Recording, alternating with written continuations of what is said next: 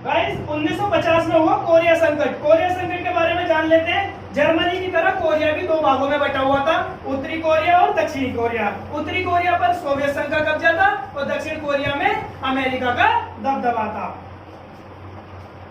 Guys 1950 में उत्तरी Korea ने दक्षिण कोरिया पर आक्रमण किया।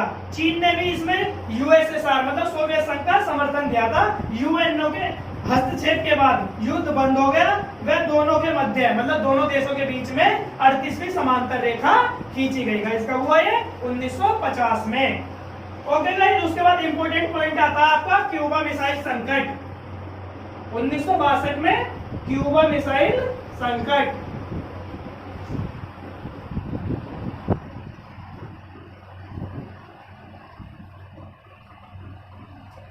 गाइस क्यूबा जो है वो एक छोटा सा द्वीपीय देश है जो अमेरिका से बिल्कुल सटा हुआ है। शीत युद्ध के दौर में क्यूबा में साम्यवाद का तेजी से प्रसार हुआ था। 1959 में वहां फिदेल कास्त्रो ने यूएसएसआर मतलब सोवियत संघ के समर्थन से जनरल बतिस्ता की सरकार को हटाकर अपना कब्जा कर लिया।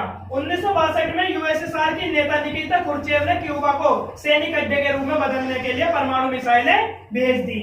और यूएसए के लिए यह खतरे की घंटी थी क्योंकि उसके पड़ोस में सोवियत संघ अपना ठिकाना बना चुका था। कहां? क्यूबा में। ओके गाइस, समझता हूं आपको ये समझ में आया होगा। गुड। तो गाइस 1954 से 1975 तक एक वियतनाम संकट भी था। कौन सा संकट गाइस? वियतनाम संकट। 1954 से 1975 तक वियतनाम संकट।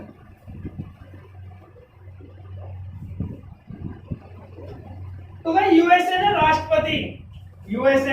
राष्ट्रपति जॉनसन ने उत्तरी वियतनाम में संघर्ष को बढ़ावा दिया।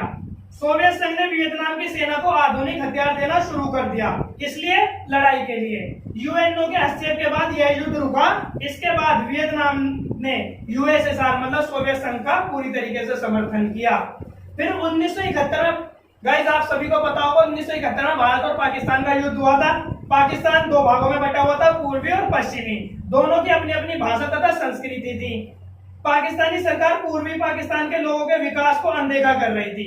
ठीक है, पूर्वी पाकिस्तान के देशों के लोगों का जो विकास था उसको अनदेखा कर रही थी। उसके पश्चात पूर्वी पाकिस्तान के लोग परेशान होकर भारत की तरफ रवाना होने लगे। भारत ने उन्हें हर प्रकार की सुविधाएं दी और रहने के लिए स्थान दिए। इसी को देखते हुए पाकिस्तान बड़ा नाराज हुआ और पाकिस्तान ने भारत के ऊपर हमला कर दिया। लेकिन इस युद्ध में भारत की जीत हुई थी। ओके गाइस, और सिक्स्थ आता है 1979 मतलब 1979 में सोवियत संघ का अफगानिस्तान पर हस्तक्षेप।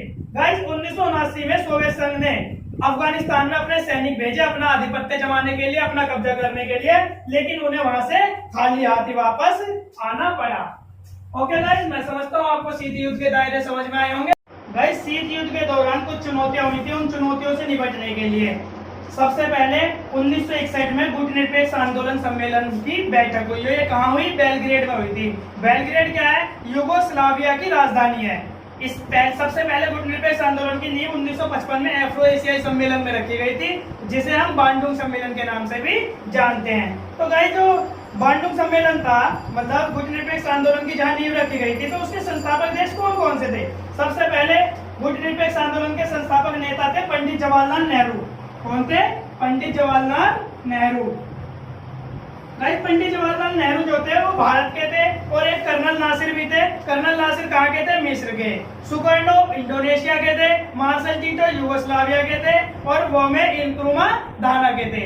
ये सभी के सभी गाइस कौन थे? संस्थापक नेता। किसके? गुटनिरपेक्ष आंदोलन के। गाइस गुटनिरपेक्षता किसे कहते हैं? गुटनिरपेक्षता का मतलब होता है किसी भी महाशक्ति के साथ अधिक संबंध ना रखना, मतलब उनसे दूरी बनाए रखना। तो गाइस इसकी कुछ विशेषताएं हैं, उद्देश्य हैं, सिद्धांत है, उसके बारे में जान लेते हैं। तो पहला सिद्धांत है महाशक्तियों के गुटों से दूरी। महाशक्तियों के गुटों से दूरी रखना मतलब जो भी गुटनिरपेक्ष देश थे वह सभी महाशक्तियों से दूरी बनाकर रखते थे। साम्राज्यवाद व उपनिवेशवाद का विरोध करते थे, मतलब किसी भी दूसरे देश के ऊपर कब्जा करना या गुलाम बनाना, इन सभी चीजों का विरोध किया करते थे। तीसरा गाइस रंग भेद और नस्ल भेद का विरोध करते हैं गुटनिरपेक्ष देश। अगला यूएनओ का हमेशा समर्थन करते हैं। आपसी विवादों को बातचीत से हल करते हैं। जितने भी गुटनिरपेक्ष देश हैं सारे के सारे क्या करते हैं, आपसी बातचीत कर कर सारे युद्धों को समाप्त करते हैं और विवादों को खत्म करते हैं। इसका मुख्य सिद्धांत है निशस्त्रीकरण को बढ़ावा देना। निशस्त्रीकरण को बढ़ावा देना, जो भी मैंने पॉइंट बताया था, बातचीत करके सभी विवादों को हल करना। ओके गाइस, सातवीं है पर्यावरण की रक्षा करना। गुटनिरपेक्ष आंदोलन की एक विशेषता यह भी है कि वे पर्यावरण की रक्षा करते हैं। कैसे करते हैं, वो रासायनिक हथियार मतलब आणविक हथियार जैसे परमाणु बम वगैरह है, उनके विकास पर प्रतिबंध लगाते हैं। गाइस, दूसरा बनाया था नई अंतरराष्ट्रीय आर्थिक व्यवस्था। गाइस, इसके बारे में जान लेते हैं। 1972 में यूएनओ के व्यापार एवं विकास आंदोलन में विकास के लिए एक नई व्यापार नीति का प्रस्ताव प्रस्तुत किया था। गाइस, तब क्यों किया था, ताकि धनी देश जो है, अमीर देश जो है, वो छोटे देशों, जो अभी अभी आजाद हुए हैं देश, जो अभी अभी स्वतंत्र हुए हैं देश, उनका शोषण ना कर सके। Towards a new trend policy for development, विकास के लिए नई व्यापार की नीति की ओर एक रिपोर्ट प्रस्तुत की गई।